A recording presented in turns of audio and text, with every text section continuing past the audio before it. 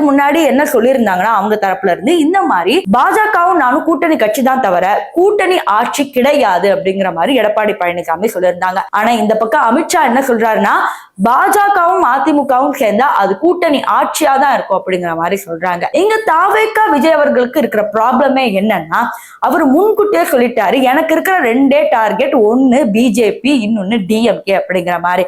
இதையெல்லாம் தாண்டி அதிமுகவோட கூட்டணி வச்சா கண்டிப்பா அதுல பாஜகவோட தலையீட்டும் அதிகமாக இருக்கும். அதனால தாவேகா விஜய் அவர்களுக்கு பல நெருக்கடிகள் வரும் அப்படிங்கிற மாதிரி பேசப்படுது.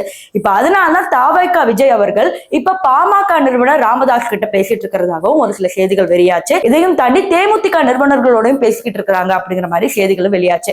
எல்லா கட்சியில இருக்கிறவங்க நாங்க இந்த கூட்டணியில தான் இருக்க போறோம் அந்த கூட்டணியில தான் இருக்க போறோங்கிற மாதிரி பல செய்திகள் வந்தாலும் தாவேகா விஜய் அவர்கள் இதை பத்தி வாயவே திறக்க மாட்டேங்கிறாரு. மாநாட்டு அப்போ நாங்க கூட்டணி ஆட்சிக்கு ரெடி, எங்களோட கூட்டணிக்கு வரவங்க வரலாம்னு சொன்னாங்க. பட் அதுல பிஜேபி டிஎம்கேவும் கிடையாது அப்படிங்கிற மாதிரி தெல்ல தெளிவா சொல்லியிருந்தாரு. இப்போ இதெல்லாம் தாண்டி அவர் எப்படி அதிமுகவோட சேர போறாரு? அதிமுக தாவேகா சேர்ந்தா ஓட்டு கிடைக்குமா?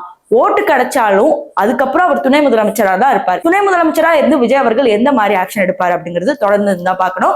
சோ இதை பத்தி நீங்க என்ன நினைக்கிறீங்க அப்படிங்கறத கமெண்ட் செக்ஷன்ல சொல்லுங்க.